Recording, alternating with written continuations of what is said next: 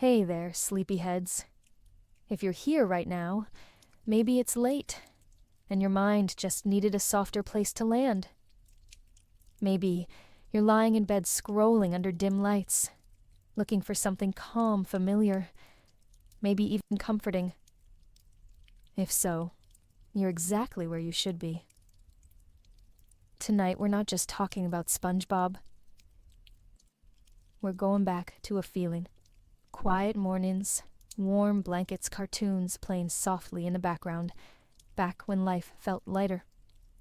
So take a breath, let the day fade, pull your blanket a little closer, and let's begin. There was always something peaceful about the quiet glow of Bikini Bottom. Not loud or flashy, just steady, like light from an old TV blinking across a dark room. You know that kind of lighting, the kind that feels almost alive. Back then, after school, when homework felt heavy and the sun was slipping behind the houses, SpongeBob's world was like a place to rest in for a while. But that wasn't the strange part yet. The ocean in the show never felt empty. It felt like life kept moving even when nobody was watching. Sometimes, it felt like someone was still awake down there doing tiny things, just out of sight. Maybe the fridge humming softly behind you, while distant cartoons played in the other room. The kind of night where you stayed quiet, hoping nobody noticed you were still awake. Something about that moment stayed. SpongeBob wasn't just a character. He felt like company. Even the colors of Bikini Bottom were comforting. Not too bright, just easy on tired eyes. You might remember sinking into the couch with snacks from the pantry, maybe a bag of chips you didn't really plan to eat all at once. But the sound of them crunching felt safer than silence. The TV light stretched across the floor like a blanket, and Bikini Bottom glowed in that familiar way. You can almost hear distant cars outside, or the slow whirring of a fan in the corner. It was never about the punchlines. Not really. It was about feeling okay for just a little while. That feeling didn't end there. Something changed quietly afterward. The underwater town wasn't loud or crowded. It had rhythm like breathing. Bubbles rose slowly. Streets stayed still. Doors opened gently. The silence between scenes somehow felt warmer than the jokes themselves. It was the kind of world that didn't rush you. Some people felt lonely growing up even in busy rooms. But Bikini Bottom gave the sense that someone was always awake somewhere, even if they weren't speaking. You might have felt something like this before, like remembering a dream you never fully forgot. Sometimes, SpongeBob would walk down the street waving happily, and the scenery behind him never changed much. But that familiarity felt safe. Kind of like walking through your neighborhood at dusk, back when streetlights flickered on and nobody was in a hurry. Episodes had a softness, the way they moved, the way they paused. Even now, rewatching them brings back the smell of microwave popcorn and the rough texture of an old blanket. That wasn't where it ended. The quiet glow stayed in your memory, even when everything else moved on. You could almost picture distant bubbles drifting up to the surface like thoughts trying to float free. There were no sharp edges, just soft movement, the kind that made your shoulders relax without even realizing. The slower scenes felt like someone whispering a reminder that your breathing could slow too. Maybe that's why so many people still fall asleep to it. Not for excitement, but for that steady calm that felt like reassurance when words were too much. Even now, lying in the dark, maybe with your phone glowing gently beside you, the ocean of Bikini Bottom still feels close. It's not dramatic. It doesn't need to be. It's that same warm flicker from long ago, reminding you that quiet moments were real, and they mattered more than anybody realized. And that feeling only grew stronger later. The glow of Bikini Bottom wasn't just light. It was memory. And memories have a way of staying awake long after we close our eyes. There was something quietly inspiring about the way SpongeBob woke up every single morning. No matter how still the sky looked, or how heavy the day felt, he always started with that small, cheerful energy, like the world was still worth greeting. Even now, the sound of his alarm clock echoing faintly in memory feels like a gentle nudge to keep it going. But that wasn't the strange part yet. It didn't matter if he was alone, or if nothing exciting was happening. He still showed up to his own day, with a smile. Some people grew up in houses that sounded quiet, even when they were full.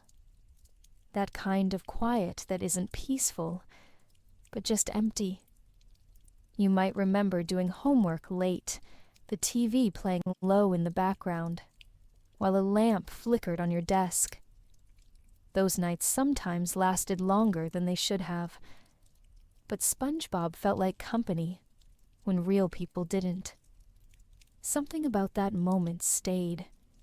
Even when he flipped Krabby Patties at the Krusty Krab all by himself, he looked like he believed somebody somewhere was rooting for him.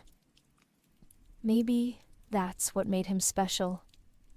Not the jokes, not the silliness, but his ability to carry hope even when nobody was there to see it. Patrick and Squidward would come and go, but SpongeBob always kept a place ready for them, almost like he believed that friends never really leave, even when they're not around. That wasn't where it ended. His laughter didn't demand attention. It just filled the empty spaces kindly.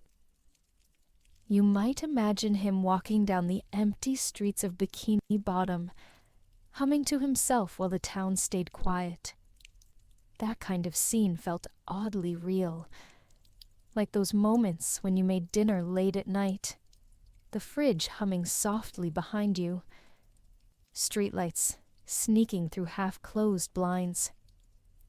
SpongeBob never felt truly alone, because he treated the world like it was still alive, even when nobody answered back.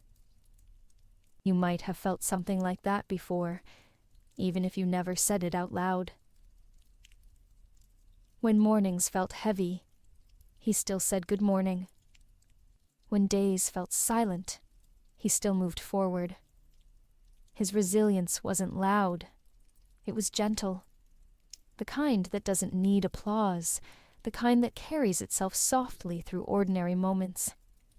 And maybe that mattered more than anyone realized. You can almost feel that echo in your chest now, the quiet reminder that a slow day doesn't have to be a bad day. That feeling didn't end there. It kept returning whenever life felt a little dim. Sometimes, SpongeBob seemed to exist between laughter and loneliness, always holding both at once, like a balance he never questioned. People who felt lonely growing up found comfort in that, not because it solved anything, but because it showed them they weren't strange for needing the presence of a fictional friend. Late at night when sleep wouldn't come, the sound of his voice felt like a light left on just for you. His world never judged anyone for feeling too quiet. Even Squidward, with all his frustration, was never kicked out of SpongeBob's circle. There was always space, always one more seat, always a chance to laugh again, even if yesterday didn't go well.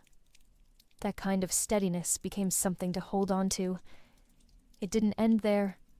Something softened quietly each time SpongeBob showed up to a new day with the same open heart. Maybe that's why so many people kept falling asleep to his voice, letting it fill the silence while their thoughts slowed down. It wasn't noise. It was company. And sometimes, that's all people really need. The idea that someone somewhere would still say good morning, no matter how lonely the room felt. And that's the part that stayed. SpongeBob never really felt alone, because he lived like connection was still possible. And maybe that was his quiet way of showing others that it still is. There was a certain kind of morning that only existed during childhood, the kind where sunlight came in quietly through the curtains and the house felt slow and harmless. Back then, summer mornings had their own rhythm. You might wake up without an alarm, maybe with your hair messy and the floor a little cool under your feet. The world outside didn't feel urgent yet, but that wasn't the strange part yet. It was the feeling that Nickelodeon was enough of a plan for the day. No pressure, no schedule, just cartoons and time. You might remember walking to the kitchen half awake pouring cereal while the air conditioner rumbled softly in the background. Maybe the milk splashed louder than expected. Maybe you didn't bother putting the box away. There was comfort in the small mess. Then you'd drift towards the couch blanket in one hand bowl, in the other, settling into that familiar groove that felt like it had been waiting just for you. Something about that moment stayed. SpongeBob would come on, and everything slowed down a little. The sound of the intro wasn't just music. It was like a signal that today didn't need to be figured out yet. You might even remember the faint sound of birds outside distant lawnmowers, humming steadily like background music. The smell of cereal mixed with the cool air inside felt like safety. And the couch cushion had that worn spot that shaped perfectly around your shoulders. You might have felt something like this before, like a brief moment where life didn't ask anything of you. Even flipping channels felt casual, like every show knew it was part of a slow morning playlist. Maybe you'd switch between Cartoon Network and Nickelodeon just to see what else was on, never really planning to change anything. The light from the TV flickered softly across your legs, and the blanket got warmer the longer you stayed there. That wasn't where it ended. Those mornings shaped something deep quietly, making it okay to rest. Sometimes, the day stretched out like a long sidewalk you didn't need to walk on yet. SpongeBob laughed. Patrick said something silly. Squidward grumbled, and somehow that mix felt like a little family that was always awake before you were fully ready for life. You could almost hear the refrigerator humming, or smell sunshine through the windows. Small details that didn't seem important at the time, but now feel like proof that peace existed once. That feeling only grew stronger later. Even as adults, that memory drifts back on certain mornings, or late at night, when sleep feels far away. You might close your eyes and suddenly picture the remote in your hand, the bowl balanced on your lap, the soft crunch of cereal between the sounds of Bikini Bottom. It doesn't mean you want to go back. It just means that part of you still remembers what comfort used to feel like. Those memories aren't gone. They just move like seaweed in the tide, gently staying within reach. The peaceful routine of those summer mornings gave a sense of belonging without effort. No social pressure, no expectations. Just moments where being alive didn't feel hard. SpongeBob wasn't a distraction. He was more like a reminder that joy didn't need permission. Maybe that's why even now some people turn on old episodes while studying or trying to sleep. The sound fills the air like a familiar breeze, softening racing thoughts. You might be lying down now, phone glowing a little in your hand, and some part of your mind remembers exactly how those mornings felt. Not crystal clear, but warm enough to bring a quiet smile. That glow from Bikini Bottom still lingers across time, not as a memory to chase, but as a feeling to keep. And sometimes, that's all people need. Just a soft reminder that gentle days once existed, and maybe they can again in their own quiet way. People usually talk about SpongeBob like he was just another cartoon, but for many, he felt more like an emotional shelter. Not a solution, not a fix, but a place where feelings didn't need to be explained out loud. On days that felt too heavy, when stress pressed behind the eyes or thoughts scattered around the room, that little yellow sponge stayed steady. But that wasn't the strange part yet. He didn't solve problems, he just made them feel a little less lonely. Growing up, some people carried quiet worries, even when things looked fine on the outside. Homework piles, family noise, classmates that didn't quite understand you. Maybe you sat alone sometimes, headphones in pretending to focus, but really just trying to breathe. Those were the days when Bikini Bottom felt almost real. Something about that moment stayed. Turning on SpongeBob was like stepping into a room that didn't ask anything from you. The characters didn't judge or expect you to be stronger than you felt. SpongeBob welcomed Squidward even when Squidward barely tolerated him. He cared for Patrick, even when Patrick made no sense at all. There was room for every kind of person, and that simple message spoke quietly to hearts that struggled to find space in the real world.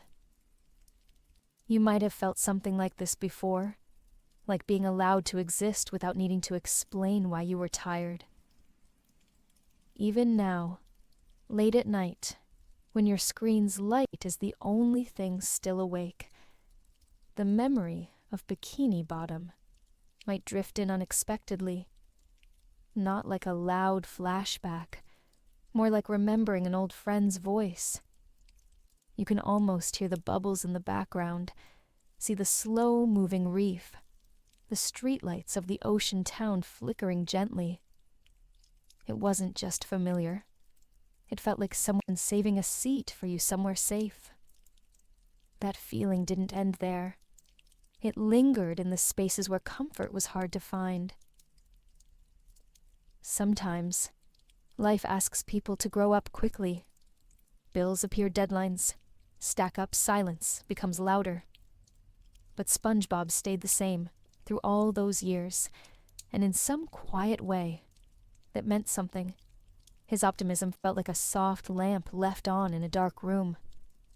Not bright enough to push the shadows away, but steady enough so you didn't have to face them in total darkness.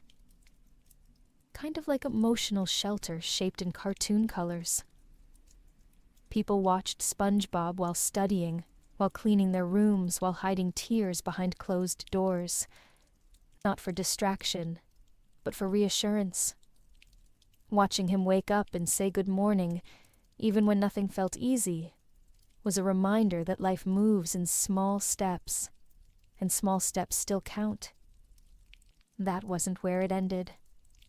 His laughter echoed with a strange understanding, as if he knew life wasn't perfect, but believed happiness was still allowed anyway. Bikini Bottom became a place to store feelings that felt too delicate for real conversations. Even if you didn't talk about it, something inside shifted each time the theme song played. You didn't need to be strong to listen. You just had to be there. And sometimes, that was enough. It helped people breathe through moments they couldn't explain, and it taught them that quiet resilience could look like simple joy. Comfort like that doesn't come from a show. It comes from feeling seen, and SpongeBob had a way of making people feel gently noticed, even through a screen. Maybe that's why late at night, when stress builds and sleep feels distant, the memory of that pineapple house still appears. Not dramatic, just soft like a blanket pulled over tired shoulders. And maybe, in some small way, it reminds us that even when life gets loud, emotional shelter can still exist quietly somewhere beneath the waves. Sometimes, it felt like the ocean in SpongeBob had moods of its own. Not just a background or a setting, but something alive moving quietly beneath the surface. You might remember watching an episode and sensing a change in the air, like the tone had shifted, even if nothing was said. Some days were bright and silly, like sunshine after school, but others carried a calm weight, like evening was slipping in early. But that wasn't the strange part yet. The town never really changed yet. Somehow it always felt different. There was a kind of personality to the ocean. It didn't speak, but it guided the mood of the story like a soft tide, adjusting the flow without needing attention. Maybe that's why people kept watching, even when they thought they outgrew cartoons. Something about it felt quietly meaningful, the way certain days in childhood felt important, without explaining why. You can almost picture a slow current drifting over Bikini Bottom, touching each house, like a gentle breath, reminding everything to move just a little slower. That feeling only grew stronger later. The sandy roads, the jellyfish fields, the anchor homes, they all stayed the same, but memories formed around them like layers. It's like the ocean held its own time, soft and unhurried. Episodes didn't rush their endings. They coasted like waves rolling toward shore. You might have felt something like this before, while walking alone or sitting on a bus window, open hearing distant lawnmowers nearby. No big story, just small feelings, accumulating quietly. Some people think the ocean in SpongeBob was more than decoration. It may have represented something deeper, like memory or emotion, or the parts of life that drift just beneath awareness. That wasn't where it ended. The silence between scenes sometimes felt louder than dialogue, like the water was listening. Even Squidward's loneliness felt different compared to regular loneliness. It floated instead of sinking. SpongeBob's joy echoed too, but not like shouting, more like candlelight flickering in a quiet room. You can almost imagine standing at the bottom of that animated sea, hearing muffled sounds above the surface, and wondering if life feels different down there. Maybe that's why even now, when people think back to Bikini Bottom, they don't picture single episodes. They picture a feeling, a soft glow underwater, streets that didn't panic, a sky that didn't hurry. The ocean always seemed to understand when life needed a slower pace, even if nobody said it out loud. The idea that the ocean could shift the tone, but keep everything familiar, might be why it's stuck in people's minds. It held mystery without fear, comfort without explanation. Some nights our thoughts move like that too, drifting without direction, but still moving forward. You might find yourself lying in bed, thinking about SpongeBob, even if you don't know why. The ocean in that world wasn't dramatic. It was gentle, not empty, just quiet. Maybe that's why it still lingers in memory. The ocean didn't try to be mysterious, yet mystery found its way into it, like an inside joke from the sea itself. A whisper beneath the waves, saying there's always more to notice, even in familiar places. And that feeling didn't end there. It carried into theories, into lore, into late-night thoughts, that stayed just a little too long. It all started with a simple question, tucked somewhere inside the silence. Was the ocean ever just a setting? Or was it quietly alive all along? If you go back and rewatch the old episodes, you might notice something most people didn't talk about. Bikini Bottom never really changes. Not the streets, not the stores, not even the sky. Everything stays exactly where it has always been, like someone gently pressed pause a long time ago and never unpaused it. But that wasn't the strange part yet. The world kept moving even when nothing seemed to grow older, as if the town existed in one long summer day, stretched out across time. Stores stayed in the same corners, their signs never faded, and buildings never aged. The Krusty Krab always looked freshly painted. SpongeBob's pineapple remained bright orange, like it never saw a single year pass. Even Squidward's home stood perfectly still, as if no wind or storm had ever touched it. Something about that moment stayed. It made you wonder if Bikini Bottom ever experienced change the way real towns do, or if it simply floated in time untouched. There was a quiet mystery in that consistency. The colors stayed bright, even during episodes that carried emotional weight. Pain and humor existed side by side, but the environment never reacted. You might have felt something like this before, maybe during times when life around you kept moving while your world felt frozen. Watching SpongeBob sometimes felt like seeing emotion take shape, while time stood still, which made the feelings stand out more clearly. You could almost imagine the town as a painting that kept playing itself over and over. The streets never shifted. The houses stayed rooted like memories that refused to blur. That wasn't where it ended. The more people noticed the pattern, the more curious it became. Was Bikini Bottom built to stay this way? Or was the stillness hiding something quietly meaningful? The idea starts to feel a little haunting, but not in a scary way. More like a soft echo from childhood, reminding you that certain places don't follow the rules of time. Summer vacation mornings felt endless back then.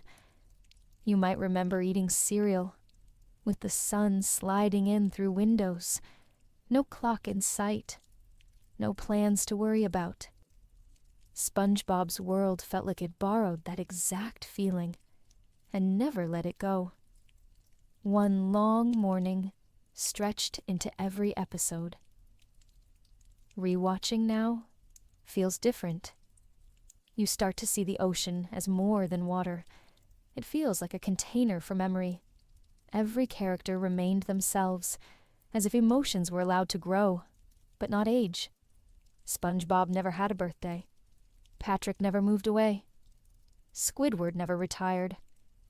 Their lives moved in loops like thoughts that return late at night, while everything else stays still.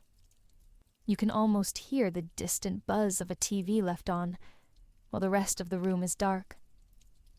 Detail-oriented viewers might sense that everything in Bikini Bottom carries the quiet pause. Streets don't change. Weather barely shifts. And yet there's movement. Characters talk, dream hope hurt, and laugh all within the same still frame, a living diorama. Maybe that's why it felt comforting. Nothing would fall apart. Nothing would vanish. The world was safe because it never changed. That feeling only grew stronger later. The consistency began to feel emotional, like time paused to let feelings take their shape without pressure. Sometimes growing up means moving too fast. But Bikini Bottom stayed still long enough for people to recognize themselves in it. And maybe that's why the town felt oddly real, in a dreamlike way. Not historically real, but emotionally real. So when you go back now and see the same buildings in the same places, it might not feel repetitive. It might feel like coming home to a place that waited patiently. And somewhere inside that stillness, you can feel a quiet pulse, like memory breathing through painted streets. Bikini Bottom didn't change, and maybe that's what made it strangely timeless, like a moment that never stopped stretching across the sea. SpongeBob's house was never just a cartoon pineapple. It felt like the kind of home people quietly wished they had. Not because it was fancy, but because it looked cared for. Always tidy, always warm, like someone actually wanted to live there. When he opened the door each morning, it felt like the house greeted him back. But that wasn't the strange part yet. His home never changed across all the years, yet it never felt old or forgotten. The bedroom had dim lights and round windows that glowed like a gentle sunrise, even during nighttime scenes. His alarm clock waited patiently next to the bed, and the covers were always neatly tucked in. You might have felt something like this before, even if you never had a room that looked like that. Somehow it still felt familiar, like a memory that didn't belong to you, but still felt real. Something about that moment stayed. A fictional space quietly reminded people what comfort could look like. For some, home is a complicated word. It isn't just a place. Sometimes it's a feeling that's hard to find. SpongeBob's house offered that feeling even to people who didn't have a stable one in real life. The kitchen always looked bright, the bathroom colorful, the living room tidy with that big red chair, sitting like a loyal friend. SpongeBob lived with intention, taking care of his home with small routines that made life feel gentle. That wasn't where it ended. Those routines created emotional safety, even without words. Adulthood doesn't always leave room for stillness. Some people move often. Some feel unsettled even when stationary. Bills pile up, rent changes. Rooms never quite feel like they belong to you. Yet in Bikini Bottom, that pineapple stayed rooted. It didn't drift with the tide. It stayed where it always was, like a quiet anchor under the sea. You could almost hear the fridge humming softly, or imagine the floor creaking slightly as SpongeBob walked across it. The house wasn't loud. It was steady. Maybe that's why so many people kept watching the show long after childhood. SpongeBob didn't just have a home. He lived in it. He took care of it. He had routines that soothed the day, like making breakfast, practicing karate, watering his lawn. Each act felt like proof that ordinary life could still hold comfort. You might remember those mornings when cartoon music floated from the living room while sunlight bent through curtains. Home didn't need to be perfect. It just needed to feel safe. SpongeBob made it look simple. Home wasn't about having everything. It was about having a place you returned to gladly. Even Squidward's grumbling didn't ruin it. Patrick's messiness didn't shake it. SpongeBob's house was built on joy, resilience, and acceptance. You might have seen it and thought maybe comfort is a choice rather than a destination. That feeling only grew stronger the later. Sometimes viewers imagined what it might feel like to wake up there hearing the ocean outside, seeing simple furniture, and feeling the quiet assurance that today could start softly. That wasn't dramatic. It was soothing. And quietly, it reminded people that life doesn't always need big changes. Sometimes it only needs a space you can breathe in. Home can be hard for many to define, but Bikini Bottom showed that home could be gentle, consistent, and easily overlooked until you needed it. Like a familiar pillow, or the glow of a nightlight that stayed in the same spot for years. The pineapple house wasn't meant to be realistic. It was meant to be comforting. And sometimes, when sleep felt far away, or stress pressed in, that quiet idea of home floated back like a soft current, reminding you that maybe comfort can begin whenever you decide it does. Squidward never had to say he was lonely. It was there in the way he sighed, or the way he stared out that round window, like he was waiting for something he no longer expected to arrive. His sadness didn't need music or speeches to explain itself. It simply existed quietly like a shadow beside him. But that wasn't the strange part yet. His emotions felt familiar even to people who never lived underwater. Some saw him as grumpy, but others saw something different.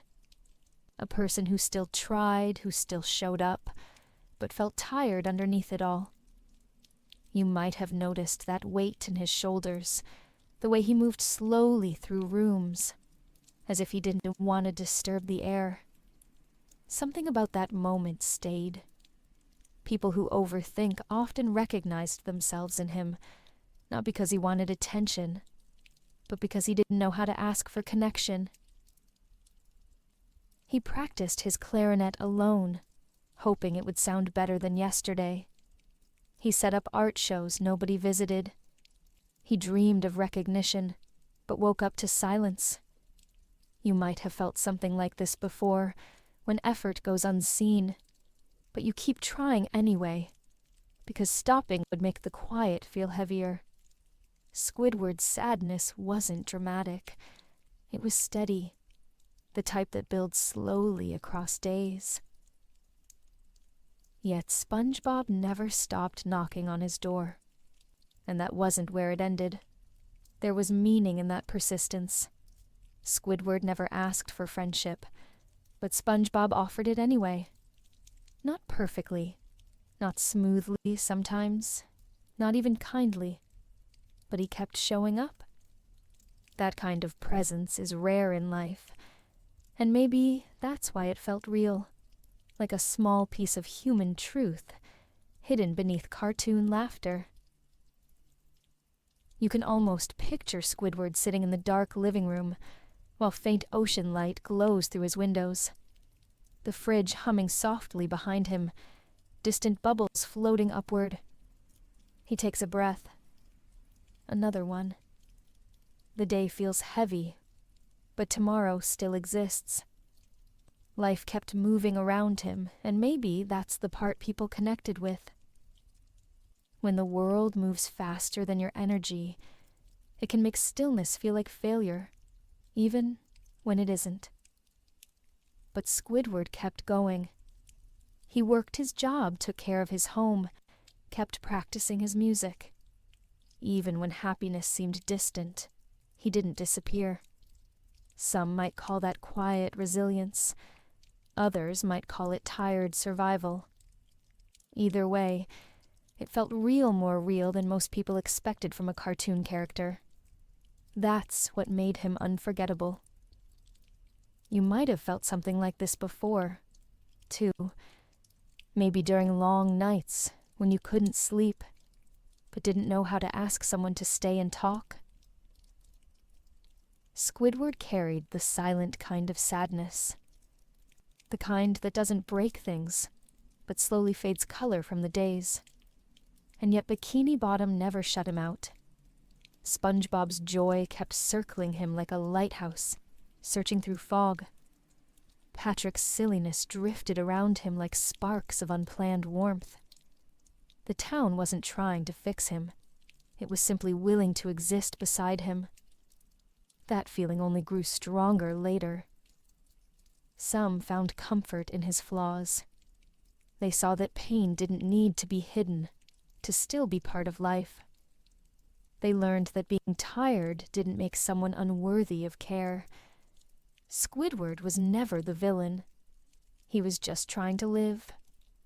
And maybe that's why the character mattered more than anyone admitted. His sadness was allowed to exist without judgment, and in that subtle permission, he felt strangely real, like someone you could meet on any quiet street. Some people like to think that the ocean isn't just water, but something deeper, like a place where our memories go when they drift out of reach. Watching SpongeBob sometimes felt like visiting that space. Characters never really disappeared. Locations always stayed the same. Even jokes echoed across different episodes, like echoes bouncing gently through the sea. But that wasn't the strange part yet.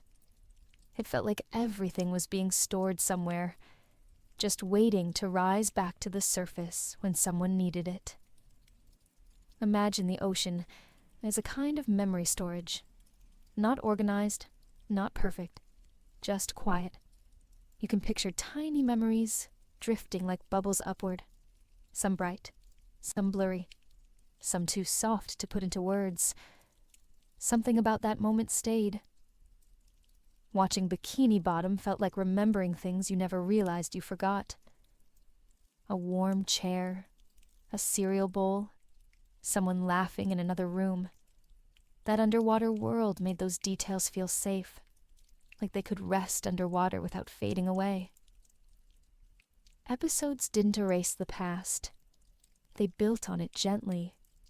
A character might show up again seasons later, wearing the same outfit, walking the same path.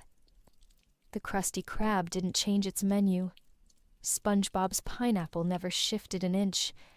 But somehow, that consistency didn't feel stale. It felt like memory itself, things staying just how we left them.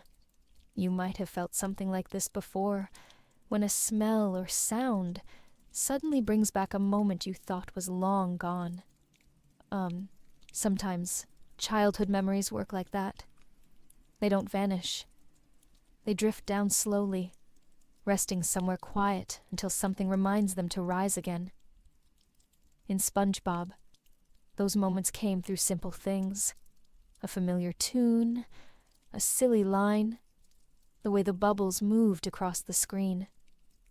They weren't reminders of specific days, but reminders of feelings. And that wasn't where it ended. Those feelings began to live beneath the waves, waiting for a reason to resurface. When people fall asleep to SpongeBob, it might not just be the humor that comforts them. It could be the rhythm of memory, like hearing distant waves, slow and steady, the fridge humming behind you, streetlights flickering through blinds, a theme song floating quietly through a tired mind. Late at night, imagination drifts differently.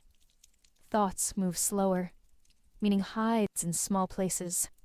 The ocean of Bikini Bottom makes room for that kind of thinking. You might imagine standing underwater, watching old memories glide by like fish. Some quick, some shy, some waiting to be noticed. That's how nostalgia works. It doesn't force itself onto you. It patiently waits until you're ready to feel it again. That feeling only grew stronger later. People didn't just watch SpongeBob. They trusted it with parts of themselves, especially the ones they didn't talk about out loud.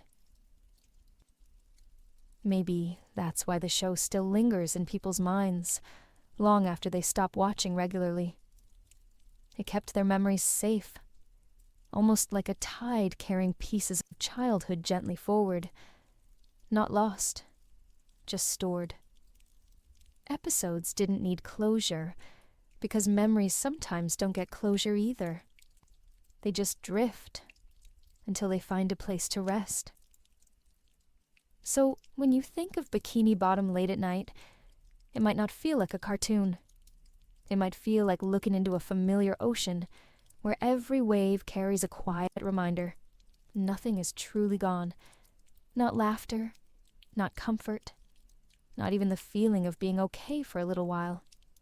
everything just waits beneath the water, moving slowly, rising when the moment feels right. And maybe that's what makes the ocean more than a setting. It might be the very place where memory decides to breathe. There's something about SpongeBob that people rarely talked about, even the ones who loved it most. It was the feeling that everything in Bikini Bottom seemed strangely preserved, almost like time slowed down just below the surface. Buildings never cracked, colors never faded, characters never drifted apart. But that wasn't the strange part yet. It felt like the town was protected, like something was quietly holding all the little details together so they wouldn't disappear. Episodes changed, but the world didn't. Streets stayed still. Houses stayed bright. The same jellyfish floated across the same fields, as if the wind never blew too hard. You might have felt something like this before, maybe while walking around your childhood neighborhood after many years. The street signs looked the same. The trees hadn't moved. But something inside you had. That feeling stayed with you like a memory at the edge of your thoughts. Bikini Bottom carried a quiet mystery, not a scary one. Just a soft question that floated in the air like sea foam. Was it only a cartoon world? Or was it based on something a little more real than we wanted to admit? Not scientifically real, emotionally real. The kind of real that lives in memories and late-night thoughts when the world feels silent and your room is dark, except for the glow of a screen. That wasn't where it ended. Something about that world kept echoing back whenever life felt too fast. Some viewers noticed the consistency and started wondering if Bikini Bottom was more than a setting. Maybe it represented something preserved inside us, a version of ourselves that stayed bright even when we grew tired. Kind of like a safe corner of the mind. Even now, when thinking about SpongeBob, you might feel the same warmth you felt on slow Saturday mornings when cereal was sweet and time felt endless. You can almost hear distant laughter from another room, or feel a couch cushion that knew your shape. That gentle familiarity didn't demand explanation. It simply waited quietly, like it knew you'd return eventually. In that way, Bikini Bottom became emotional shelter, but also something else, a question that never quite faded. Why did everything feel so carefully protected down there? Why did nothing truly age? You might picture a soft current flowing across the sandy streets, brushing against every window, keeping each memory from floating away. That feeling only grew stronger later, as people rewatched episodes, as adults. Theories began forming, calm ones, not the kind that keep you up at night, but the kind that join you when sleep feels distant. What if Bikini Bottom wasn't meant to be realistic, because it represented the parts of life that don't follow time? Moments like the last bell of the school year, or a sunset from childhood that still lives somewhere deep inside. Some memories don't move forward. They just stay where they feel safe. That might be why this world never left us. It whispered instead of shouted. It didn't demand attention. It simply existed, gentle and steady, like a quiet current below the surface. Maybe the sea in SpongeBob wasn't just water. Maybe it was everything that still matters beneath the noise of everyday life, the kind you don't talk about but still carry. So, even now, when the lights are low and your thoughts slow down, that question might return not to solve anything, but simply to stay present. What if Bikini Bottom was based on something real, maybe not on a map, but in memory, and maybe that's enough. Some people believe that Bikini Bottom was inspired by a real place near a nuclear testing site in the Pacific Ocean. Whether that's true or not doesn't really matter, but the idea alone feels quietly cinematic, like a hush that settles into the room late at night. You hear it, and suddenly every scene from the show feels a little deeper. But that wasn't the strange part yet. Something about it makes you slow down and listen, like there might be a hidden current running beneath the surface. Thinking about a bright, cheerful cartoon, possibly growing from a piece of history, isn't scary. It's oddly human, almost like someone painted over old stories with new colors, carefully adding laughter where silence once lived. You might have felt something like this before, walking past a playground that once felt enormous when you were younger, only to find it much smaller now, yet still holding something familiar. That feeling stays with you. It doesn't need proof to be real. Some say the nuclear tests conducted near Bikini Atoll left unseen footprints across the ocean floor. Not just physical ones, but emotional traces too. The kind that linger without asking for attention. You can almost imagine a painter sitting by the shore, thinking about what it means to build a world under the sea. Not to make light of history, but to give it a softer place to rest. That idea drifts gently through the mind, like seaweed shifting with silent tides. It didn't end there. The show always felt like it was borrowing from something real, even if just in spirit. Maybe that's why all those underwater scenes felt oddly grounded. The streets of Bikini Bottom looked whimsical, but they didn't float away from reality. They stayed rooted, as if something beneath the ground was holding them in place. The Krusty Krab, Sandy's dome, the chum bucket across the street. They had weight, not scientific weight, but emotional weight, as though somebody recognized that stories grow best when planted near real soil. Before sleep, when thoughts start drifting, you might imagine the ocean as a keeper of truth, a quiet witness, not judging, not shouting, just holding memories the way sand holds footprints after someone walks by. You can almost hear the soft echo of waves thinking about what they've seen.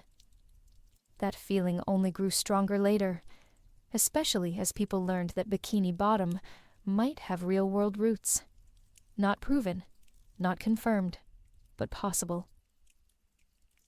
It's easy to picture a single sketch on an artist's table one evening, under a lamp that flickered slightly, created with a mixture of memory and curiosity. A pineapple house, a light blue sky underwater, a smiling sponge who refused to give up on anything. Maybe that character emerged not to erase history, but to give it gentleness, to show that life can still bloom, even in strange places. You don't have to believe the theory to feel its presence. And that's what makes it powerful. Imagination doesn't need answers. It just needs room to wander. Bikini Bottom feels like that kind of wandering, a place floating between fiction and truth, carrying echoes of both. Not to uncover secrets, but to show that even stories built from uncertainty can offer warmth and home. Even if no one ever confirms the inspiration, the tenderness of the idea remains. So, maybe late at night, when the world is dim and thoughts grow softer, you picture Bikini Bottom not as a joke or a mystery to solve, but as a place that understands how complicated history can be. A place that didn't run from the past. It just chose to heal it gently. And maybe somewhere beneath the sea, memory still hums quietly, like a lullaby waiting for someone to listen. SpongeBob never really changed, did he? Every morning he woke up like it was the first day of summer vacation, full of hope, before anything had a chance to go wrong. His optimism wasn't loud. It was soft and steady, like a lamp glowing in a room where someone is still awake. But that wasn't the strange part yet. Even when things went sideways, his joy didn't shatter. It just wobbled a little, like a breath caught in the chest before settling again. For people who carry heavy days behind their smiles, SpongeBob's energy meant more than a joke. It felt like a lifeline.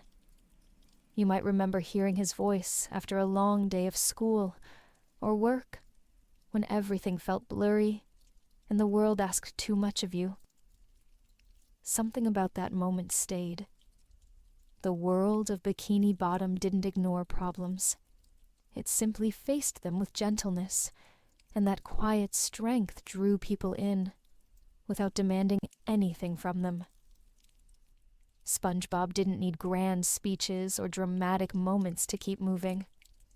He woke up early, tied his shoes, and greeted the day with cheer, even when it didn't greet him back. That kind of resiliency often goes unnoticed because it doesn't make noise. It's quiet, but real. You might have felt something like this before. Those mornings when you wanted to stay in bed but got up anyway, hoping that maybe something good might still happen. People sometimes called him childish because he found joy in small things. But maybe that was the point. Ordinary life can crush those joys if you stop protecting them. SpongeBob never stopped protecting them. He cared about his job, his friends, even his tiny snail at home. Every part of his life mattered, even the ones that looked insignificant. That wasn't where it ended. His optimism wasn't blind. It was chosen. When days felt dark, SpongeBob didn't erase the sadness. He just believed it wouldn't stay forever. That's a rare kind of hope. The kind you carry like a secret. It became a reminder that maybe life still has color, even when it feels faded. You can almost picture him flipping Krabby Patties under warm lights at the Krusty Krab, humming softly to himself, while the world outside kept moving. That simple act felt like proof that showing up matters, even when you're tired. Some viewers didn't just watch SpongeBob. They needed him, needed that steady voice that didn't judge or hurry them.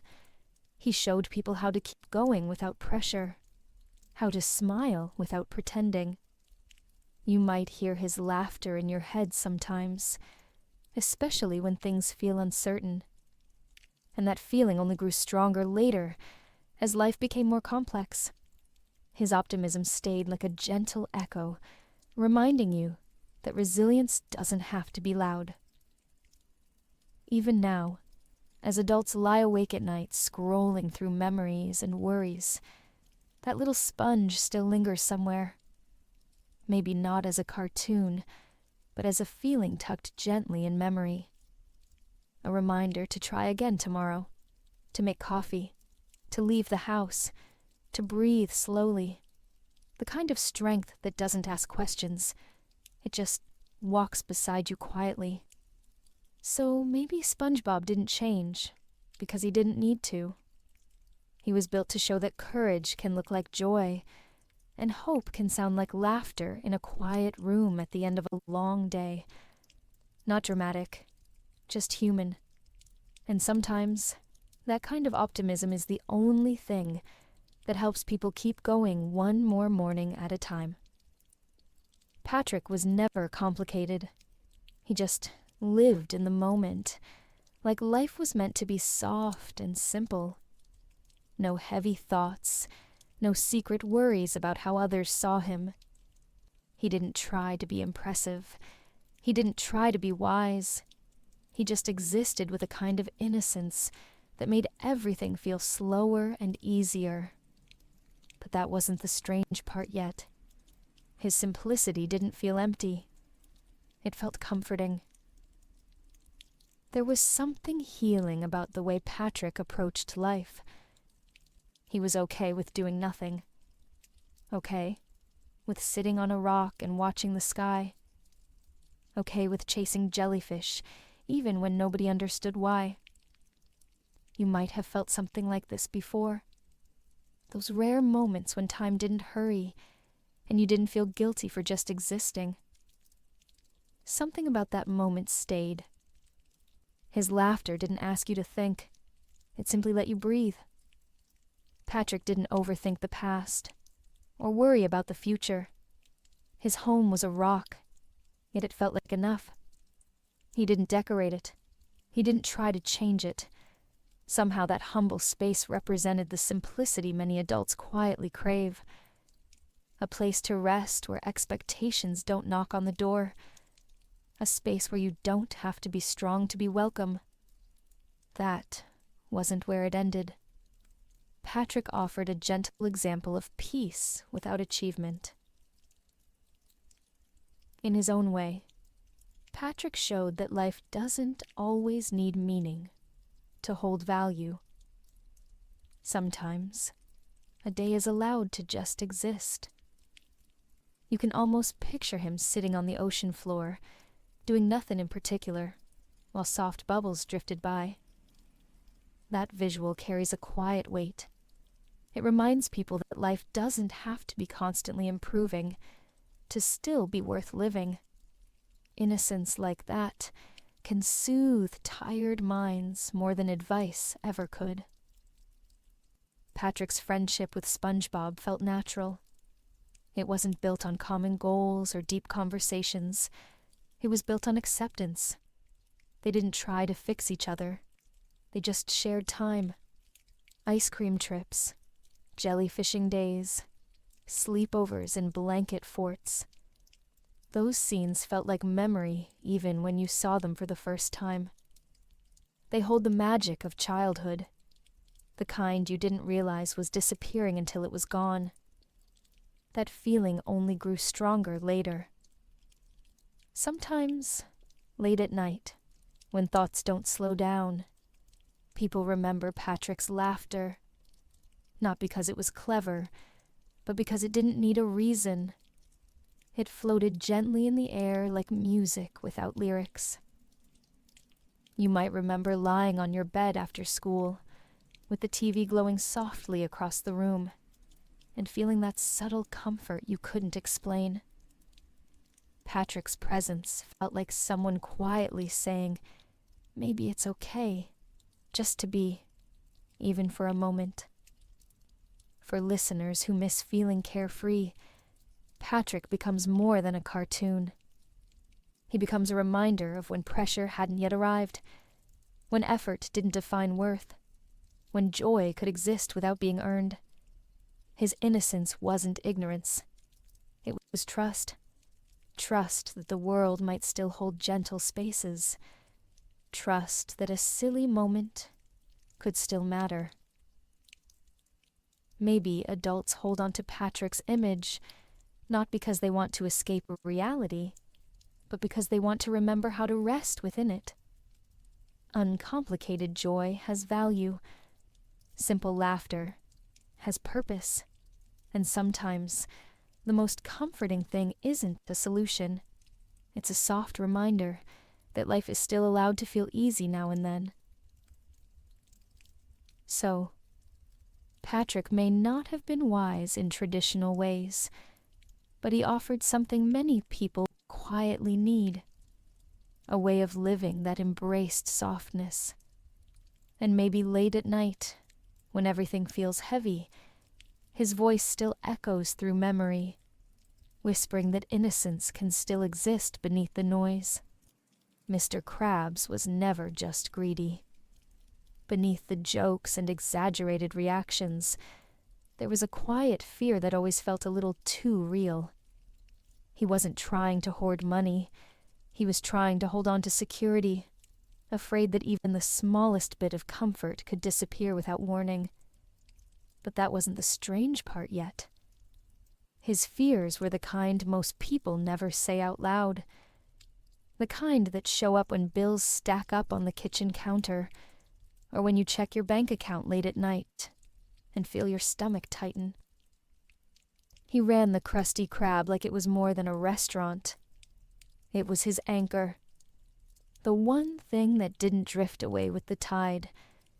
You might remember seeing him counting coins behind the register, his eyes wide, his grip tight. Something about that moment stayed. It wasn't just about wanting more money. It was about making sure the lights never turned off. Many adults understand that feeling all too well. The fear that stability is temporary, and that one wrong step might change everything. Jobs change. Rent rises. Unexpected costs come out of nowhere. Some days you eat dinner later than planned just to make groceries last a little longer. Mr. Krabs reflected that kind of careful living, the survival mindset that grows when comfort feels fragile. And yet, he never complained. He just worked. Even his mistakes came from trying too hard to keep what little he had. That wasn't where it ended. His flaws weren't evil. They were human. You might have sensed it even as a kid without knowing why. Mr. Krabs laughed loudly, but carried worry quietly. He talked big, but every decision showed caution. Even now, adults watching the show sometimes see themselves in him. The version of themselves that checks the receipt twice, or keeps the heater off a little longer to save money. You might have felt something like this before. The weight of responsibility settling in just when you were hoping to rest. But despite his fear, the Krusty Krab always kept its lights on. That small detail matters. It meant he found a way to keep going, even when money seemed tight, or competition felt threatening. The restaurant became more than his job. It became proof that effort could still create stability. The fryer sizzled. The sign glowed. SpongeBob showed up with steady optimism. And Mr. Krabs, even when stressed, held his post like he was guarding a lifeboat during a storm. Sometimes, character flaws reflect survival instincts. Mr. Krabs didn't want to be rich, as much as he wanted to feel safe. That's a difference that doesn't get talked about much. It's not arrogance. It's fear. Fear that the comfort he built might be taken away without warning. And maybe some viewers quietly understood that little truth. He represented the quiet anxiety that adulthood often brings, the kind that doesn't shout, but lingers just behind the heart. Through that lens, Mr. Krabs becomes strangely relatable. Not perfect, not calm, but trying, and sometimes that's enough. You might imagine him late at night sweeping the floor after closing, the sign outside buzzing faintly, the fridge humming behind him, the chairs stacked. Another day survived. Nothing dramatic, just steady. Maybe that's why some people never hated him. He reflected a heavy truth, that security is precious, and sometimes protecting it becomes part of who we are. And maybe late at night, when life feels uncertain, the memory of that little restaurant still feels reassuring. Because in Bikini Bottom, even with fear in his heart, Mr. Krabs made sure the lights stayed on. Cartoons were never just entertainment. They often became quiet time capsules, storing pieces of who we used to be. Wrapped in bright colors and easy laughter, they held moments that felt too gentle to fade away. SpongeBob wasn't just a show. It was one of those anchors that kept certain parts of life from drifting too far. But that wasn't the strange part yet. Watching it again as adults doesn't feel childish. It feels like reconnecting to a part of ourselves we didn't realize was still there. SpongeBob represented a slower rhythm, a lighter mood, a world where mistakes didn't ruin the day. You might remember lying on the couch with a blanket pulled over your legs while Nickelodeon played in the background like a familiar hum. Something about that moment stayed. Even years later, when life moved faster than you expected, Bikini Bottom still drifted in memory, not as a cartoon, but as proof that softness once existed within reach. For adults who feel distant from their past selves, nostalgia isn't weakness. It's connection. It's the mind reaching back toward simplicity, not to escape reality, but to understand it more gently. In cartoons, the world paused just long enough for emotions to settle. Characters didn't carry deep scars, but they expressed everyday feelings that felt safe to explore. That wasn't where it ended. Nostalgia became more than memory. It became emotional grounding. Late at night, when thoughts grow restless and sleep feels far away, turning on SpongeBob can feel like stepping into a forgotten room inside yourself. A room filled with warm light and familiar sounds. The fridge humming softly. A commercial break playing in the background. Maybe even the faint noise of footsteps in the hallway. You don't need to relive childhood to feel comforted by it. You just need to know it happened once, and that some part of it still lives within you. The ocean of Bikini Bottom might be memory itself, shifting softly through the years, keeping certain moments afloat. Not every memory stays clear, but clarity isn't always necessary. Sometimes just the feeling is enough. You might have felt something like this before, while seeing an old photo or hearing the first few notes of a theme song. The details blur, but the warmth remains. That feeling only grew stronger later, as viewers realized nostalgia wasn't about going back. It was about holding on to the gentle parts of life when the world feels cold. SpongeBob reminded people that joy doesn't need permission, that friendship doesn't need structure, that laughing at nothing can still be meaningful. In that way, cartoons work like time capsules. They store emotion until you're ready to feel it again.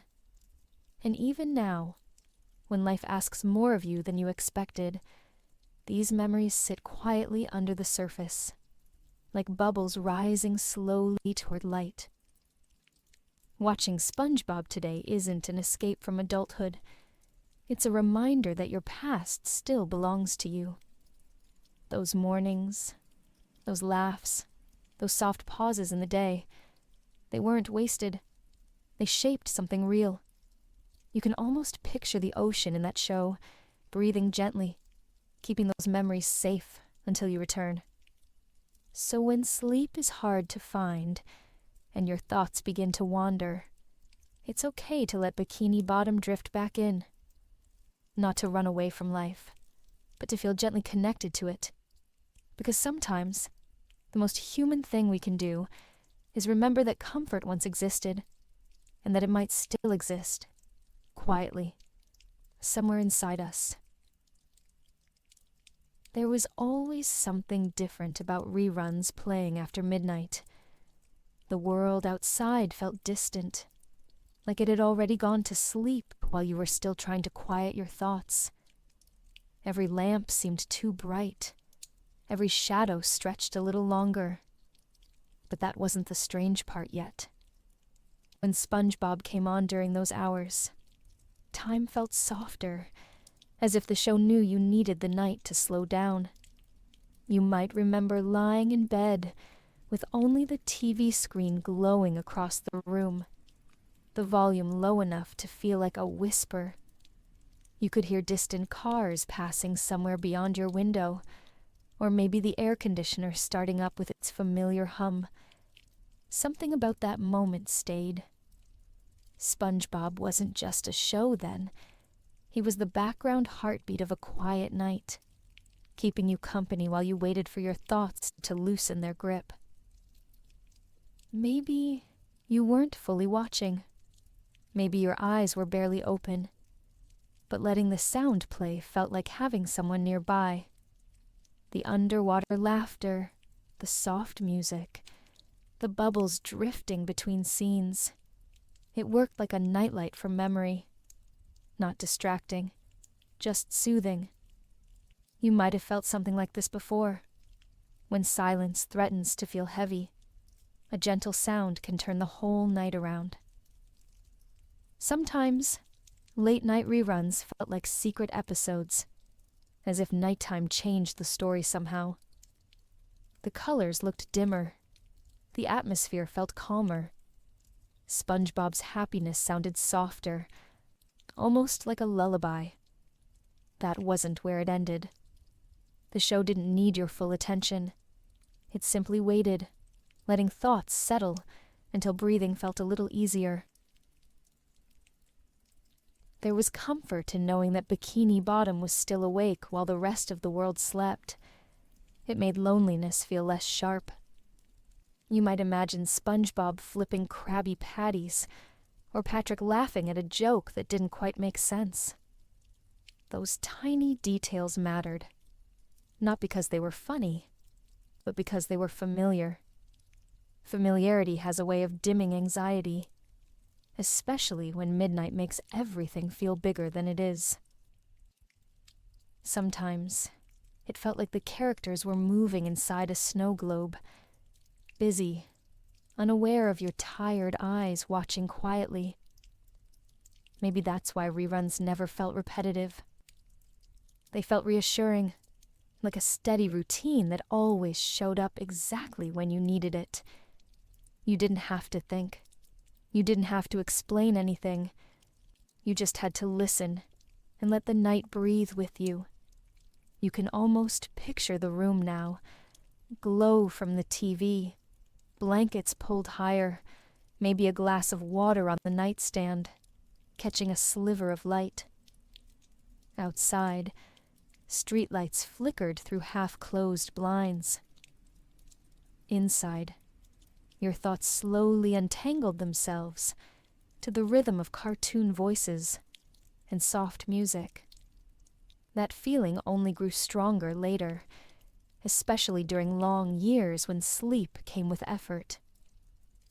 Late-night reruns weren't about entertainment. They were about emotional stability, about keeping a quiet presence in the room when silence felt too wide. SpongeBob didn't fix anything, but he didn't need to. He simply existed in gentle motion, reminding tired minds that another morning always comes eventually. And maybe that's what some people still seek, even now. Not answers, not excitement, just company.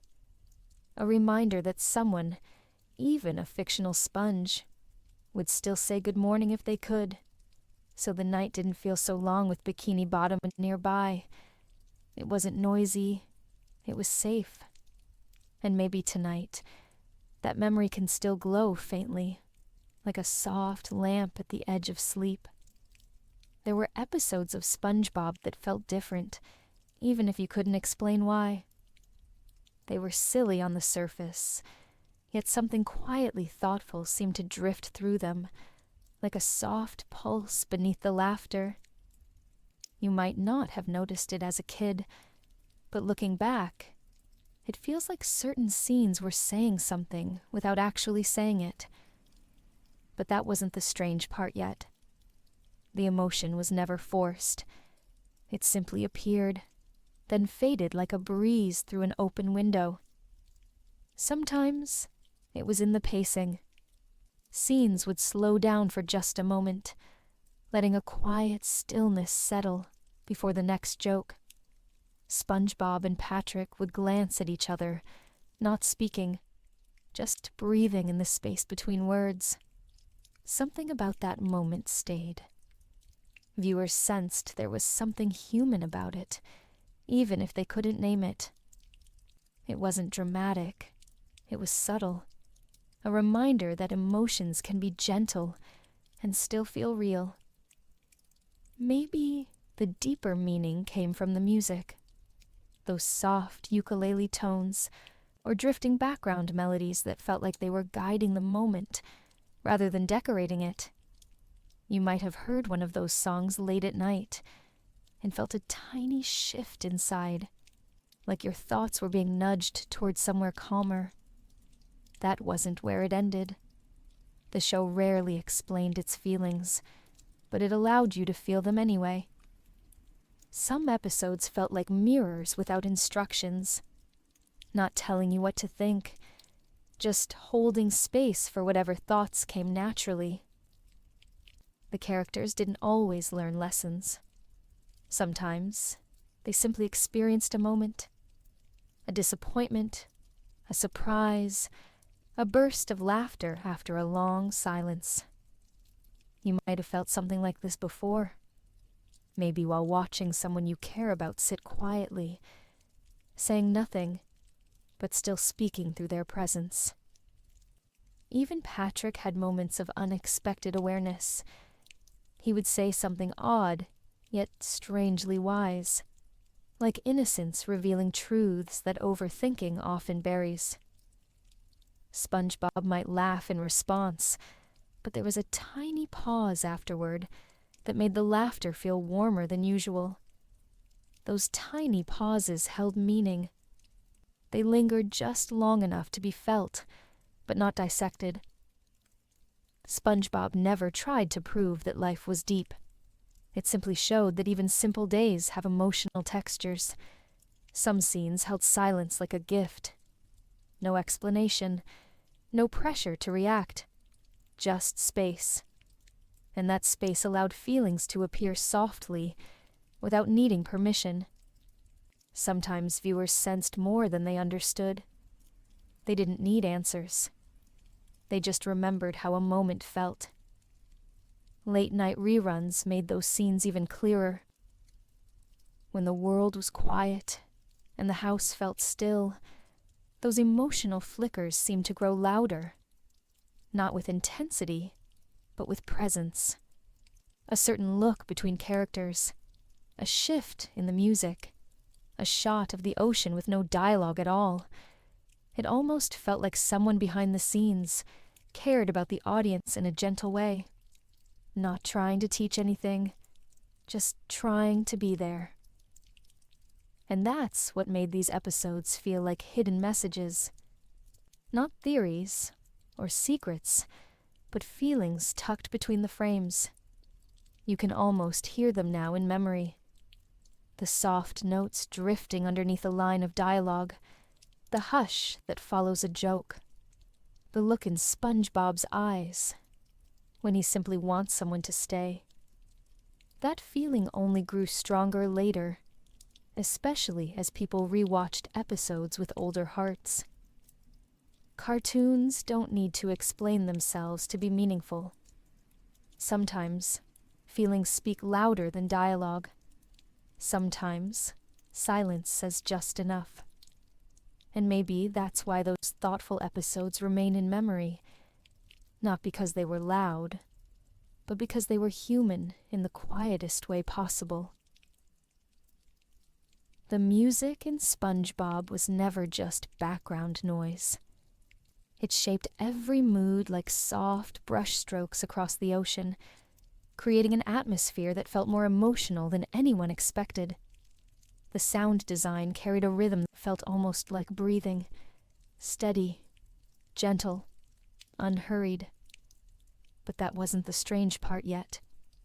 Even the silence between sounds had personality, like the ocean itself was listening. Ukuleles drifted in during calm scenes, their notes floating like bubbles that didn't need to pop.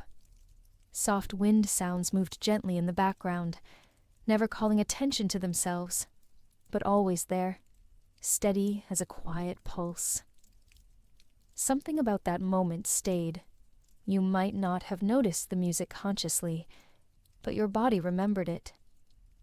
The audio wrapped itself around each episode, the way a blanket settles around tired shoulders. And sometimes, especially late at night, the sound design felt like the real main character. Underwater ambience flowed through scenes like slow waves, guiding you to relax without needing to think.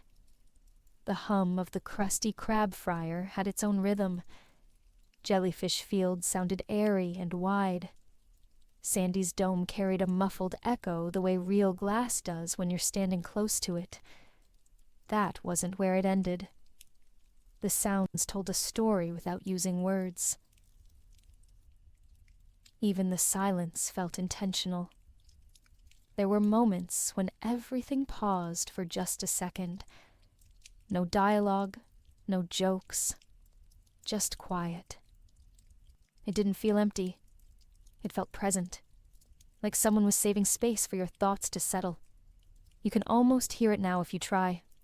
Soft bubbles drifting upward, distant seagulls, maybe a breeze across the water even though it's all technically underwater. Somehow your mind fills in what your ears don't hear. That quiet layering made Bikini Bottom feel alive. Each location had its own sonic personality. Squidward's house sounded still and private. SpongeBob's home felt welcoming and light. The Krusty Krab had a low murmur, like a diner at 3 p.m., when lunchtime has faded and the day is relaxing into its slower hours. Those sounds didn't force you to listen. They simply waited until you were ready to hear them. For those who find comfort in atmospheric noise, SpongeBob became more than a show. It became an audio landscape that felt safe to fall asleep to. Some people turned it on at night just to fill the space between thoughts. Not for laughs, not for distraction, just for companionship. The sounds gently masked silence, the kind that can feel heavy after a long day. That feeling only grew stronger later. You might remember lying in bed with the TV on, your eyes half closed but your ears still picking up every soft detail. The fridge humming behind you, the faint glow from the screen, the audio mixing warmth with distance, like somebody speaking kindly from another room. That design helped people breathe a little slower without even realizing it.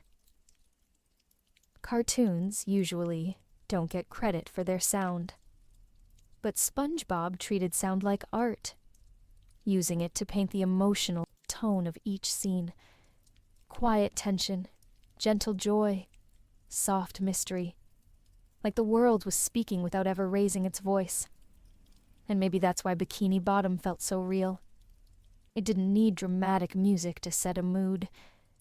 It relied on subtlety, on presence, on the idea that a calm sound can sometimes carry more heart than any speech.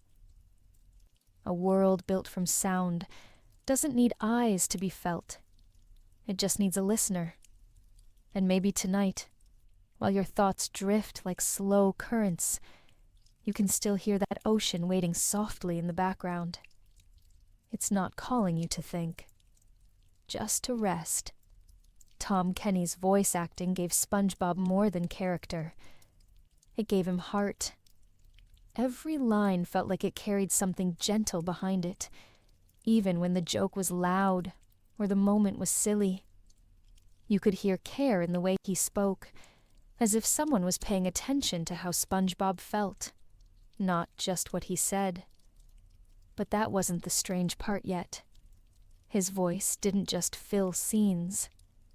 It made them feel safe. There was warmth in the tone, a kind of sincerity that didn't need to be explained. It came through even when you weren't actively listening.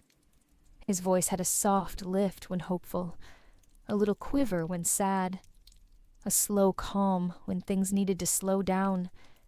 Something about that moment stayed. SpongeBob never sounded like he was just reading lines. He sounded like he was reaching out, offering companionship to anyone who needed it, even if they were watching alone. For lonely listeners, especially those who struggled to feel understood in real life, that sincerity mattered more than words could say. Some people might not have had friends who asked how they were doing, but SpongeBob's voice felt like it asked, without needing answers. He never judged, never rushed. He listened in his own way, by simply being present. That wasn't where it ended. That presence meant more than most people realized. Late at night, when loneliness felt heavy, SpongeBob's voice softened the air. You might have felt it too. That moment when a cartoon character felt more attentive than anyone in the room. It wasn't childish. It was human. People sometimes need kindness that doesn't demand conversation. SpongeBob offered that kind of kindness. Just steady presence and quiet optimism. Tom Kenny seemed to understand that SpongeBob's voice carried more than jokes. It carried emotional possibility, a reminder that joy doesn't have to be loud, that care can show up in gentle ways, that endurance doesn't always look like strength. It can look like showing up each morning with a smile, even when nobody sees you. You might have felt something like this before, feeling connected to someone who doesn't exist physically, but still makes the room feel less cold. Sometimes it felt like SpongeBob answered loneliness with sound. Not advice, not solutions, just warmth. His voice became a soundtrack for people who needed company, while doing homework or cleaning their room, or staring at the ceiling waiting for sleep to arrive. That feeling only grew stronger later, especially as people realized how rare it is for someone, or something, to listen without interrupting. Even now, if you close your eyes, you might hear him say good morning in that familiar tone. You might picture that soft, underwater sky, and maybe that memory carries something deeper than nostalgia. It carries recognition. The recognition that at some point you felt seen, or at least gently acknowledged, by a voice that never asked anything of you. Some viewers didn't just watch SpongeBob. They trusted him. Trusted that his voice would stay calm, even when their thoughts weren't. Trusted that his kindness wouldn't run out. And in lonely chapters of life, that kind of trust is rare. That is why his voice still echoes softly in memory, long after episodes end. Not as noise, but as reassurance. And maybe that's what makes his voice truly special. It didn't try to change how you felt. It simply stayed, with warmth, with respect, with quiet understanding, like a hand resting gently on your shoulder, not to hold you up, but to remind you that you don't have to stand alone. People often say cartoons are an escape, but maybe there's something else entirely. They don't erase life. They hold it differently, with softer hands. SpongeBob didn't take pain away. He simply sat beside it, the way a quiet friend might sit next to you on a long night, without asking you to explain anything. But that wasn't the strange part yet. The comfort wasn't loud or heroic. It was patient. Sometimes it felt like SpongeBob didn't try to distract viewers from their problems.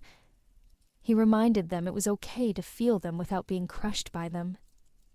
You might have felt this during nights when your heart was too full, when your thoughts kept circling and you just needed something familiar nearby. Something about that moment stayed. SpongeBob didn't push you to be better or stronger. He just made existing feel a little less heavy. Growing up didn't erase those emotions. It just buried them slightly beneath new responsibilities. Bills, expectations, phone calls you meant to return but didn't. Yet in the quiet of night, when the world slows and the silence creeps in, Bikini Bottom sometimes drifts back like a soft tide. The pineapple house glows in memory.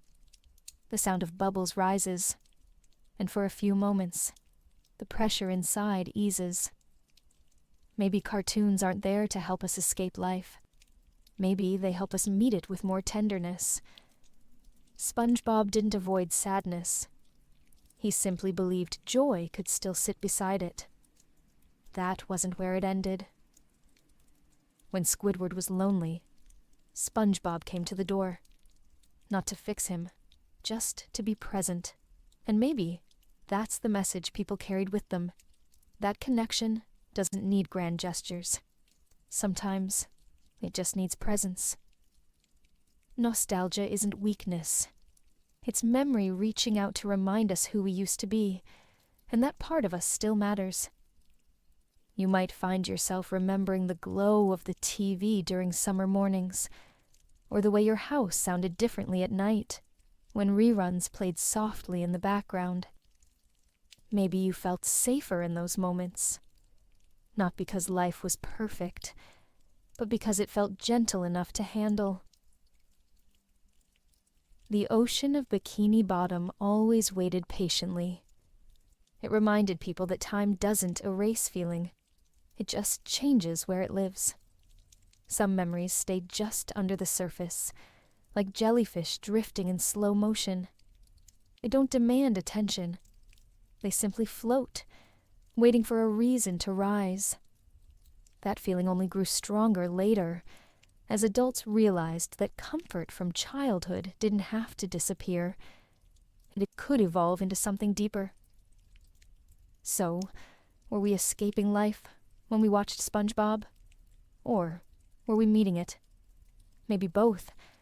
Maybe the show created a bridge between worry and acceptance, between exhaustion and rest. Maybe it reminded us that softness is not the enemy of strength. You can almost picture Bikini Bottom now. Quiet streets glowing with underwater light. A familiar voice saying good morning. The fridge humming softly behind you, keeping time. That world wasn't far away. It was always close, right beneath the surface, waiting patiently for when you needed it again. Not as a distraction from life, but as a softer way of understanding it. And maybe that's what nostalgia truly is. Not a way to return to who we were, but a way to carry who we were into who we are becoming. Some memories never fade. They just get quieter, like voices in another room that don't need to speak loudly to be heard. SpongeBob didn't stay with us just because it was funny. He stayed because he was there during moments when we needed something gentle to lean on. You might remember a slow Saturday morning when time felt wide and unstructured, cereal bowl in hand, sunlight drifting across the floor. But that wasn't the strange part yet. Those moments weren't loud. They were quiet, but deeply shaped who we became. Sometimes after school, when exhaustion sat heavy on your shoulders, turning on the TV felt like a small act of survival. You'd lie on the couch, half awake, blanket pulled up to your chin, just listening to SpongeBob go about his day. Something about that moment stayed. Without realizing it, a cartoon became part of your emotional language, a way your mind remembered what safety once felt like. Years passed. Life accelerated. Stress found new ways to settle into your thoughts. But the memories of those soft moments never fully disappeared. They just learned to breathe in the background, like a fridge humming softly in a quiet kitchen at night. They didn't need to be sharp to be real. You might have felt something like this before. Those flashes of childhood that come without warning, not asking to be analyzed, just asking to exist. Many adults carry stress like invisible backpacks, full of worries about tomorrow and regrets about yesterday.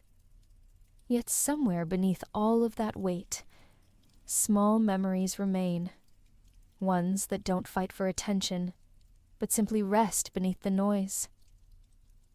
Watching SpongeBob wasn't just entertainment. It created emotional anchors. Slow mornings, dim living rooms, Nickelodeon glowing warmly on the screen. That wasn't where it ended. Those memories weren't escapes. They were reminders that calm once existed. Even now, thinking of Bikini Bottom might stir something quiet inside. It doesn't mean you want to go back. It just means a part of you remembers feeling okay, even when life felt complicated. That memory carries strength, not the kind that demands confidence, but the kind that whispers gently, "You've made it through hard days before." Nostalgia isn't just looking backward. It's proof that something meaningful still lives inside you. Those mornings, those laughs, those brief moments of peace, they're not childish. They're human. They're the places inside us that remind us we once found joy without searching for it. And maybe, with time, they help us find joy again in smaller, quieter ways. Childhood didn't vanish. It just shifted into memory. And memories don't always fade to black. Sometimes they simply dim to a softer brightness, like a nightlight left on in a familiar hallway. That feeling only grew stronger later. The older we get, the more valuable those gentle memories become. Not because we want to escape the present, but because we want to remember we're still capable of feeling safe. So, maybe those early mornings in front of SpongeBob weren't just idle hours. Maybe they were emotional lessons, moments teaching us that rest is allowed, that joy can be simple, that peace doesn't need permission. And even if we forget the episodes, we still carry the feeling. It follows us quietly, like the ocean tide, showing up whenever the world grows heavy. Those memories never really left. They just softened over time. But soft doesn't mean gone. It means preserved, like a light left on somewhere familiar, waiting patiently for when we need it again. Maybe we didn't realize it at the time, but SpongeBob quietly taught us how to live. He didn't give lectures or talk about morals. Instead, he showed life through small actions, flipping Krabby Patties with care, laughing after making a mistake, trying again even when yesterday didn't go well. But that wasn't the strange part yet. His lessons came softly, without asking us to notice them.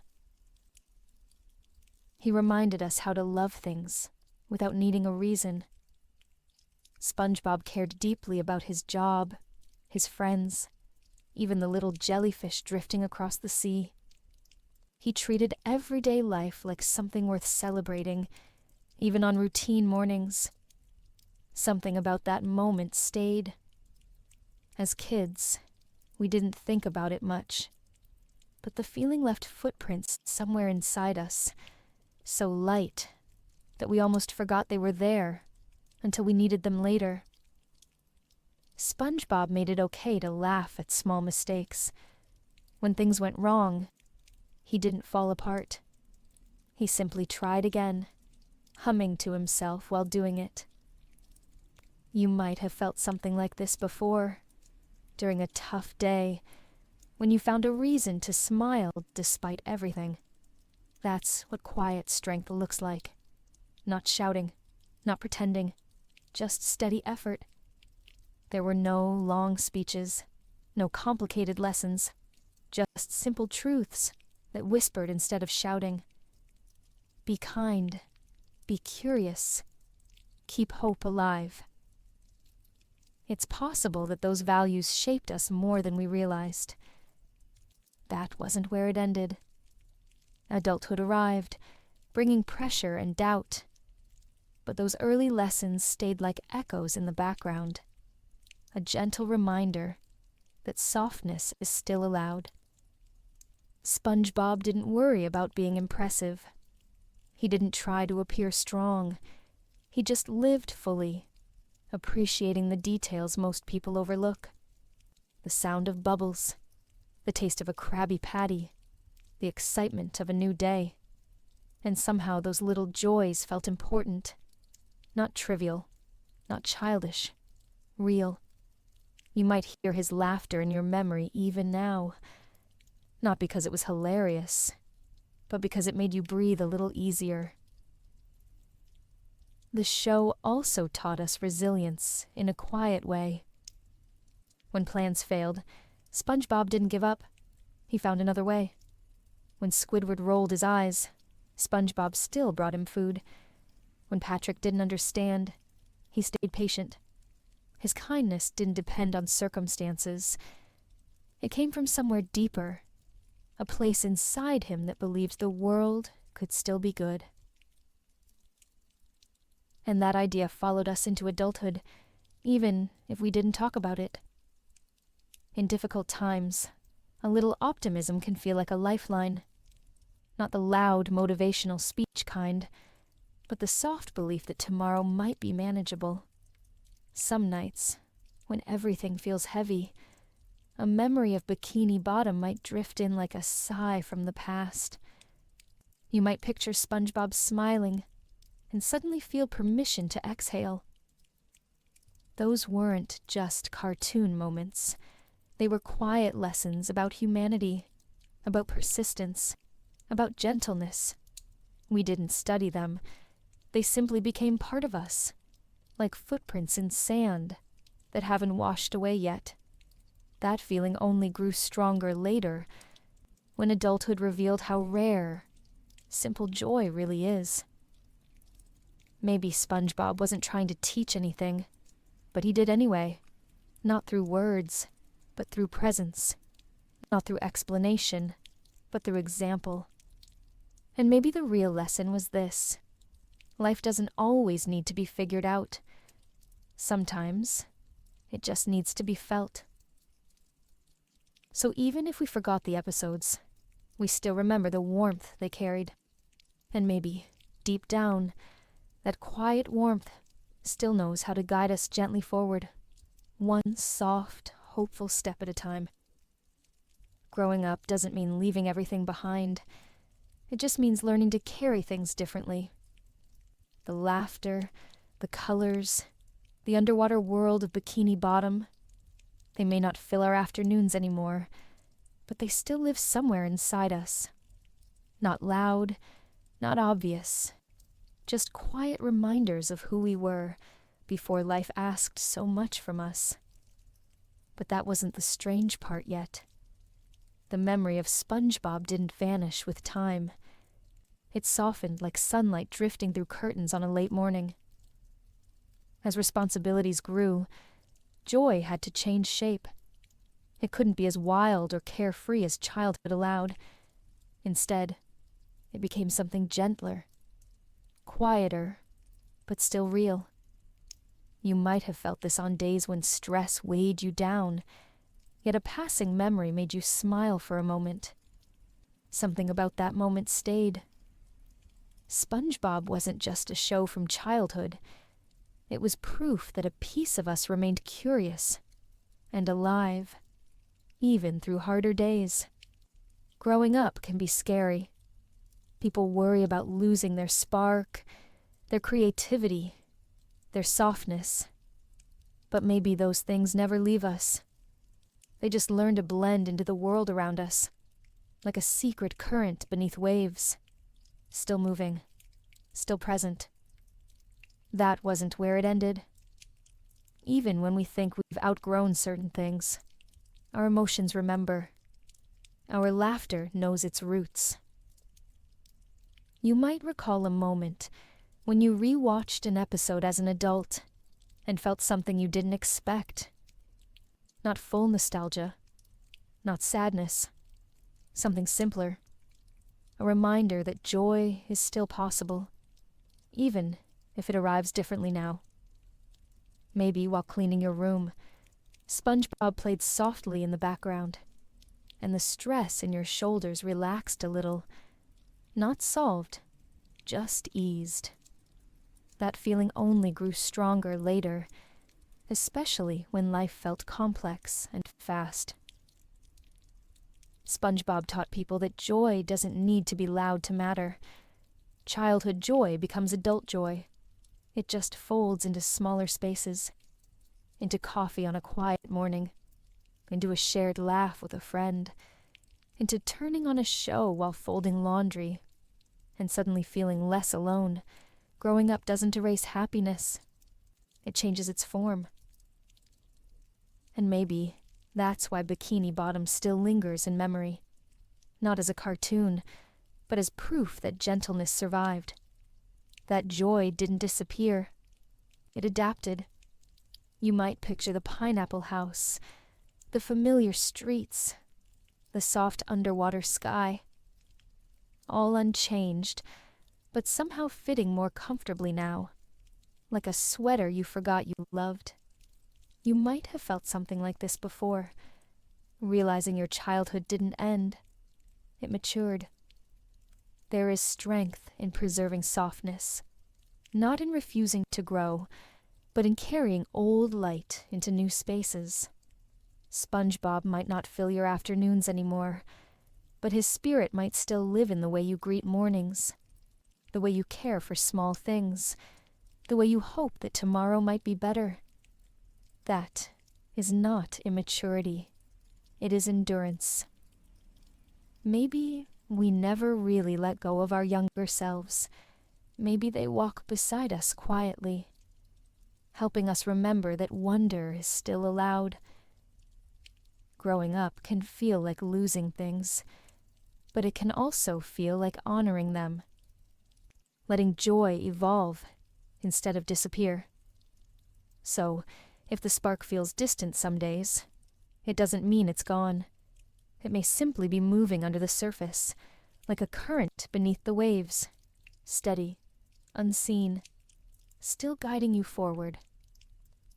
SpongeBob didn't stop being meaningful when childhood ended.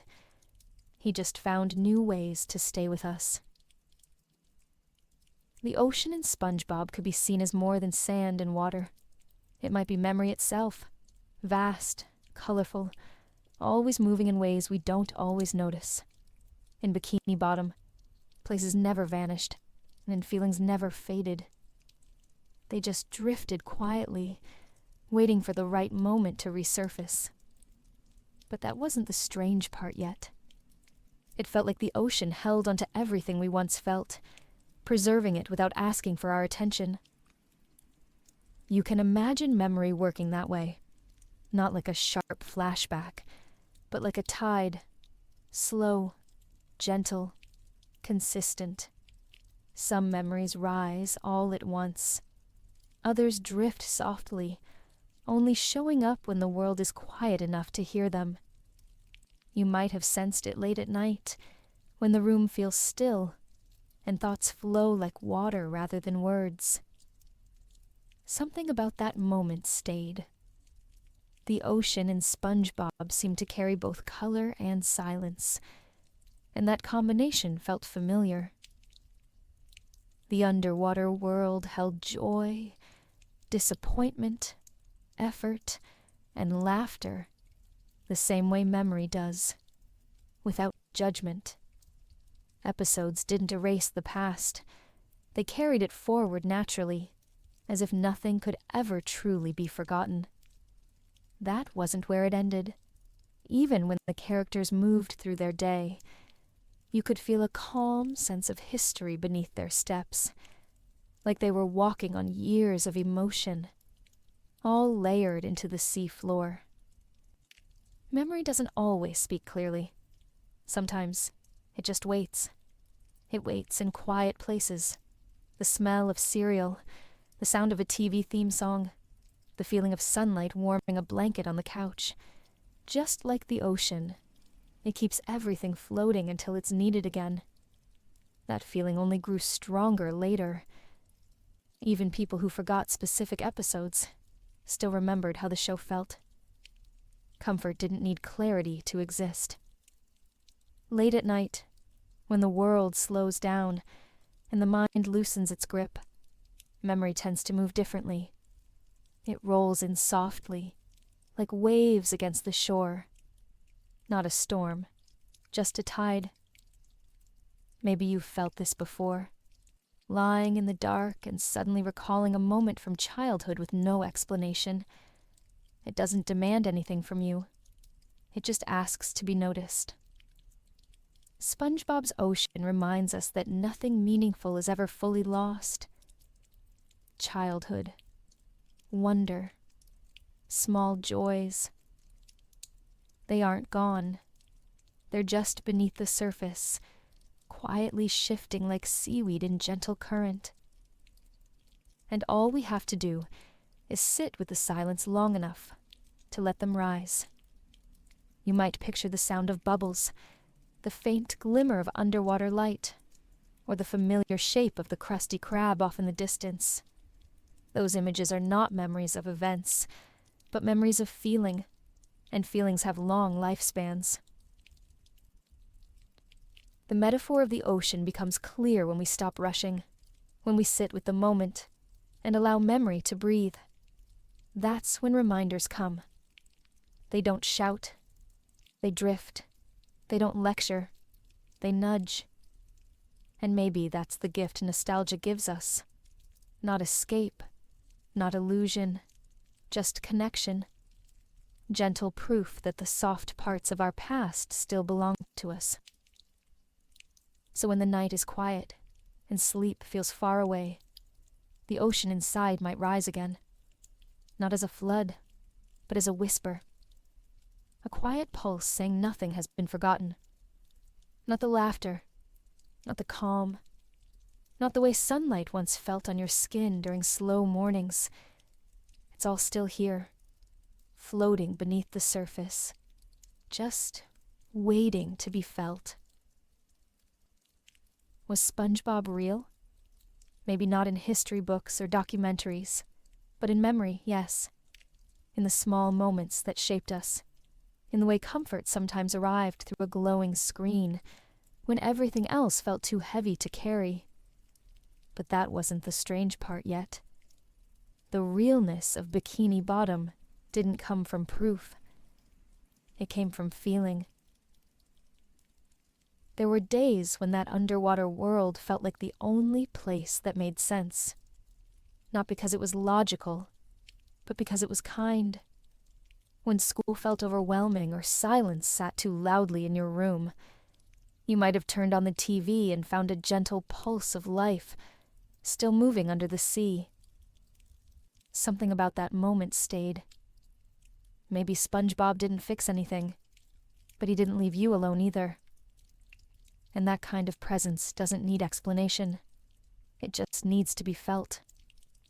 Comfort can arrive quietly, without ceremony, like a soft current beneath the waves nudging you toward calm.